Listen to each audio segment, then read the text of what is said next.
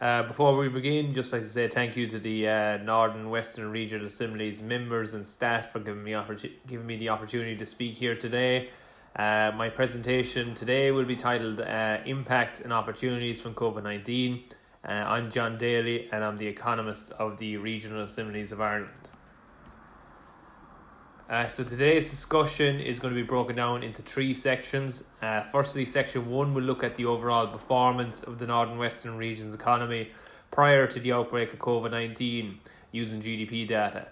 Section 2 then will go beyond this and look at the actual economic impact of COVID-19 on the Northern Western region's economy using commercial and employment data. And in Section 3, they will then outline the Northern Western Regional Assembly's submission on the National Economic Recovery Plan, which was submitted to the Department of Enterprise, Trade and Employment last week.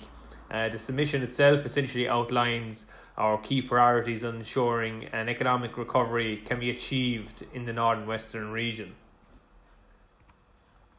So Section 1 will look at the overall performance of the Northern Western region's economy before COVID-19, providing the members some context to later sections in this presentation. So to measure the overall economic performance of the region's economy, we look at the latest trends in the region's gross domestic product, or as you'll know it as GDP. Just to remind everyone, GDP is the most commonly used economic indicator for measuring the overall size and performance of a geographical area's economy.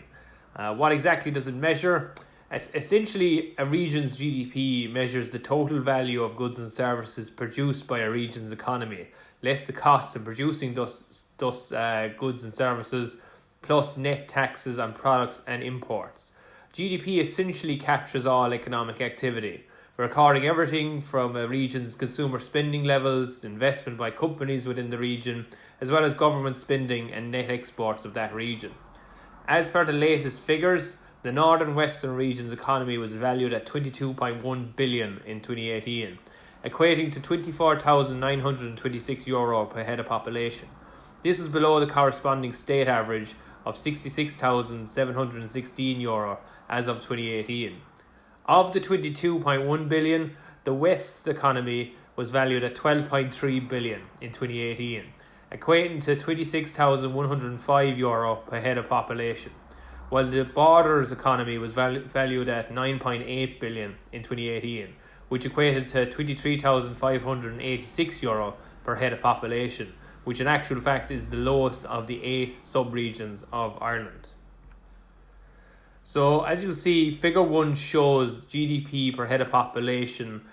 between 2000 and 2018, with a notable gap between the Northern Western region and the state average, particularly from 2015 onwards. I think it's important to note to the members that the distortionary activities of a small set of multinational companies within the state have significantly inflated the Southern and Eastern Midlands region's GDP figures from 2015 onwards, which, due to international reporting procedures, have artificially inflated GDP figures for the state from 2015 onwards, as evident from the giant spike in the green line from figure 1.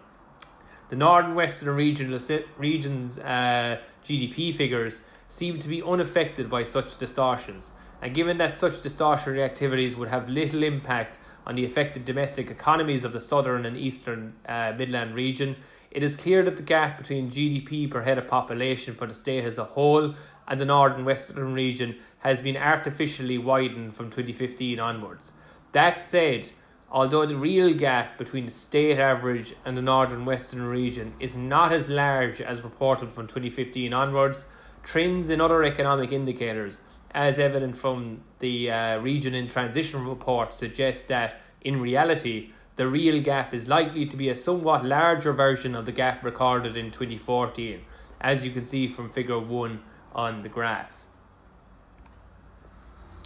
As a consequence, GDP per head of population figures from 2015 onwards are not really comparable between the state average and the Northern Western region. To provide a real comparison, we should compare our region's GDP figures against the EU 27 average, as both of these figures are largely unaffected by the previously mentioned distortionary activities of multinational companies. This can be done through figure 2, which shows GDP per head of population for Ireland and for the Northern Western region as a percentage of the EU 27 average, with the EU average represented by the yellow line. Figure 2 shows that the Northern Western region's GDP per head of population, which is represented by the blue bar, has been below the EU average since 2007. Figure 2 also shows that the Northern Western region's performance relative to the EU average has progressively worsened in recent years, dropping from 89% of the EU average in 2015 to 73% of the EU average in 2018. With the newly released figures for 2018, the lowest for the Northern Western region since records began in 2000. As many of you are aware, these figures are instrumental for the forthcoming European Structural and Investment Funds for 2021 to 2027. For the forthcoming funding period, the European Commission classifies regions as either being a less developed region, or a transition region, or a more developed region, based on their GDP per head of population relative to the EU 27 average between 2015 and 2017. I suppose specifically, a developed region is where a region's GDP per head of population was equal to or above 100% of the EU 27 average. A transition region is where a region's GDP per head of population was equal to or above 75% and below 100% of the EU 27 average. A less developed region is where a region's GDP per head of population was below 75% of the EU 27 average. Newly released figures from Eurostat confirm that GDP per head of population in the Northern Western region was 82% of the EU average between 2015 and 2017. Therefore, the region will be a transition region for the forthcoming funding period of 2021 to 2027. As many of you are aware, the Northern Western region will be the only region in Ireland classified as a transition region. Notably, if the funding period was to be based on the 2018 figures alone, then the region would actually be classified as a less developed region, as its GDP per head of population figures are actually below the 75% mark. Nevertheless, since the region's ranking for the funding period is based on its performance between 2015 and 2017, the region is classified as a transition region. Eurostat also provides sub-regional data that is comparable to the EU data, but only up to 2017. As per these figures, GDP per head of population in the West was 93% of the EU average between 2015 and 2017. Figure 2 shows that the West's GDP per head of population, which is represented by the black bar on the graphic, has progressively dropped from 105% of the EU average in 2015 to 79% of the EU average in 2017. GDP per head of population in the border region was 69% of the EU average between 2015 and 2017. As can be seen from figure 3, the border region, which is represented by the blue line, has been below the 75% mark since 2012 and below the 100% mark since 2006. Therefore, moving on, it is clear that the Northern Western region's economy relative to the EU average was declining even before COVID-19. Unfortunately, we don't have up-to-date GDP data which captures the economic impact of COVID-19 on the Northern Western region's economy as of yet. However, we do have up-to-date labour market data and up-to-date commercial market data which shows the economic impact of COVID-19 on the Northern Western region's economy. Although all regions, economically speaking, have been affected by the outbreak of COVID-19, it is clear from such data that the Northern Western region's economy is likely to be the most affected on a regional basis. So this subsection will specifically look at the economic impact of COVID-19 on the Northern Western region's labour market. So figure 4 shows the total number of people in the Northern Western region that have been in receipt of the pandemic unemployment payment between the 22nd of March 2020 and the 6th of September 2020, which is the latest available dataset. As of the 6th of September, the number of residents in the Northern Western region in receipt of the pandemic unemployment payment was just over 34,000 people, accounting for 15.7% of total claimants in Ireland. This represents a notable drop compared to its original peak at the beginning of May, when just over 108,000 people in the Northern Western region were in receipt of the pandemic unemployment payment. Figure 5 shows the total number of people in the North and Western region that have been in receipt of the temporary wage subsidy scheme between the 22nd of March 2020 and the 30th of August 2020, which is the latest available data set. As of the 30th of August, the number of residents in the North and Western region that have been in receipt of the temporary wage subsidy scheme totaled 54,000, accounting for 18.4% of total claimants in Ireland. This represents a modest drop compared to its original peak at the start of August, when just over 59,000 residents in the North and Western region were in receipt of the temporary wage subsidy scheme. Predictably, such developments will have a severely negative effect on the North and Western region's labour market and its unemployment rate. However, to what extent remains to be seen, considering the lack of regional unemployment rate statistics that captures both the number of residents in receipt of the pandemic unemployment payment, the number of people in receipt of the temporary wage subsidy scheme, or who were just registered on the live register. To combat this, the North and Western Regional Assembly has adopted a similar methodology to the recently released Central Bank of Ireland research to calculate the degree which our regions and sub-regions have been affected by the outbreak of COVID-19 from a labour market perspective. Using government income support data as of the 28th of June 2020 and regional labour force data from the CSO's Q2 2020 labour force survey, Figure 6 is able to show the share of each region's labour force either in receipt of the pandemic unemployment payment, the temporary wage subsidy scheme, or who were just registered on the live register as of Q2 2020. As evident from Figure 6, 41.6% of the North and Western region's labour force were either in receipt of the pandemic unemployment payment, the temporary wage subsidy scheme, or were registered just on the live register as of Q2 2020, highlighting the sheer impact of COVID-19 on the region's economy. This was below the corresponding national ratio of 39.9% and was the highest out of all the NUTS 2 regions of Ireland. Figure 7 goes further and breaks this down at a sub-regional level. Figure 7 shows the share of each sub-region's labour force in receipt of some kind of a government income support scheme as of Q2 2020. As evident from Figure 7, 46% of the Borders labour force were either in receipt of the pandemic unemployment payment, the temporary wage subsidy scheme, or were just registered on the live register as of Q2 2020. This was above the corresponding national ratio of 39.9% and the highest recorded out of the 8 sub-regions of Ireland. Although the ratio for the West at 38.3% was below the corresponding national average, this figure nevertheless highlights the substantial impact of COVID-19 on the West's labour market, with 38.3% of the West's labour market on some kind of government income support, which is remarkable in itself. So then, moving on, the next subsection will specifically look at the impact of COVID-19 on the North and Western region's commercial market, using data from the Regional Assemblies of Ireland's COVID-19 Regional Economic Analysis. Using the Geodirectory Commercial Database, and specifically the NACE codes allocated to commercial units as of September 2019, the COVID-19 Regional Economic Analysis identified each geographical area's reliance on the sectors that are likely to be severely affected by the public health measures. So to achieve this, COVID-19 exposure ratios were developed for each of Ireland's regions, sub-regions, counties, cities and 199 CSO-defined settlements, the purpose of which was to identify which geographical areas were likely to experience significant economic disruption to their respective commercial bases as a result of the crisis.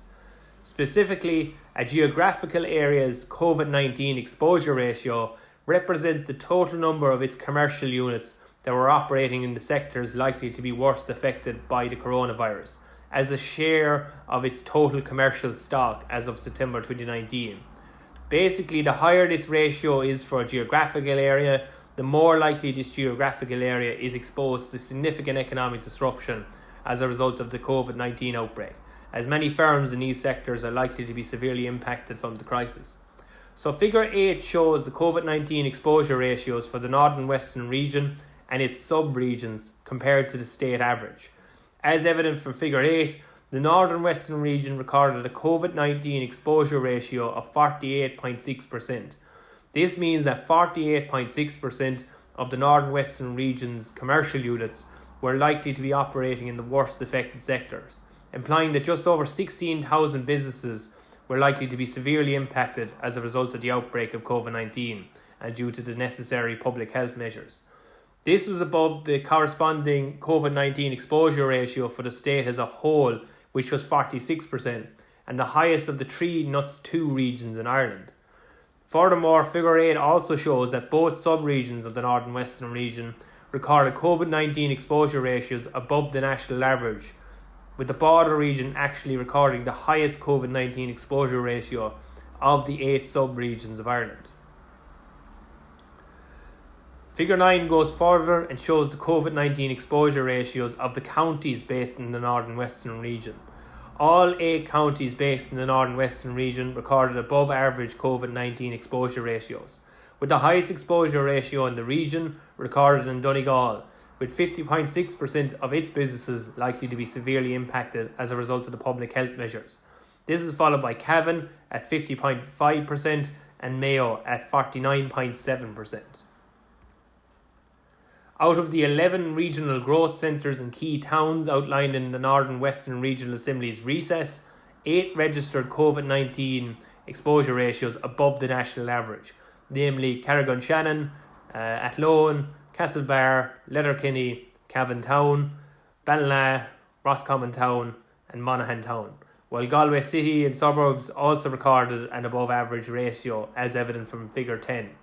Of the 5 cities of Ireland, Galway City recorded the highest COVID-19 exposure ratio, with 46.1% of its commercial units likely to be severely impacted as a result of the outbreak of COVID-19. So moving on, Section 3 will now outline the details of our submission to the National Economic Recovery Plan, which we saw as an opportunity to show central government how we feel an economic recovery can be achieved in the region. So last week, the Northern Western Regional Assembly made a submission on the National Economic Recovery Plan to the Department of Enterprise, Trade and Employment, outlining how the region has been economically impacted from the outbreak of COVID-19, while also outlining how we feel economic recovery can be achieved in our region. When in the actual submission on the National Economic Recovery Plan, the Northern Western Regional Assembly highlighted the economic impact of COVID-19 in our region, specifically in terms of the statistics you've just been presented.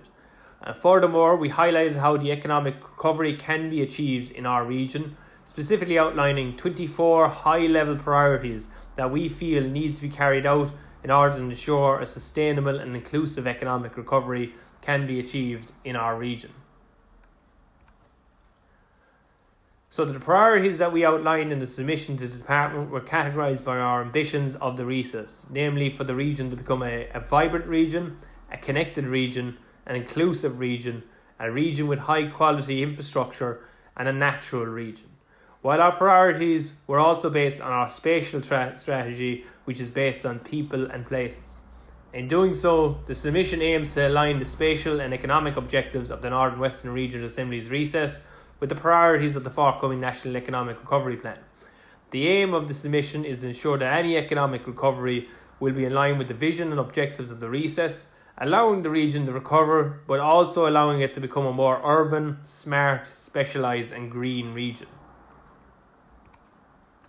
So we'll just run through the priorities that we outlined in the submission to the department. So basically priorities 1 to 6 aim to make the Northern Western region a more vibrant region and includes the need to develop a smart specialisation strategy for the Northern Western region, which allows us to build on our own competitive advantages, invest in key tourism assets of the region, support the growth of the region's ICT and med enterprise base, to ensure funding allows the region to capitalise on emerging trends in renewable energy production and the low carbon economy, support the region's agricultural industry and its blue and bio economies, and enhance funding opportunities for our region's towns and village centres. In order to become a connected region, the submission outlined 4 priorities, and these include the need to support and enhance investment in the region's seaports and airports, ensure the delivery of designated road projects that have been specifically outlined in our recess, improve the connectivity of the Northern Western region's public transport infrastructure to allow a transition to a low carbon economy, and then to ensure the rollout of the National Broadband Plan and smart technologies in the region. In order to become an inclusive region, the submission outlined 5 priorities and includes the need to deliver infrastructure improvements that enhance the quality of life offering of the region, ensure funding enhance the region's human capital levels with a specific reference to the region's higher education institutes, provide adequate levels of housing to meet the needs of our communities, enhance the level of funding for co-working hubs in the Galway metropolitan area or regional growth centres and key towns, and support the Connacht-Ulster Alliance ambition to become a technological university and supporting the development of third-level education facilities in the border region, specifically Cavan and Monaghan.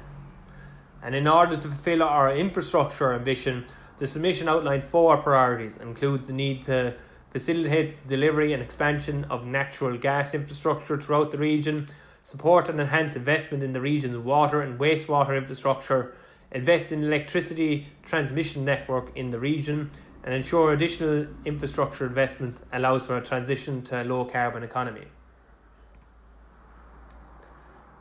Finally, in order to become a natural region, the submission outlined 2 high-level priorities and includes the need to invest in key natural, cultural and heritage assets of the region and provide additional resources to expand our greenway networks and blueway networks.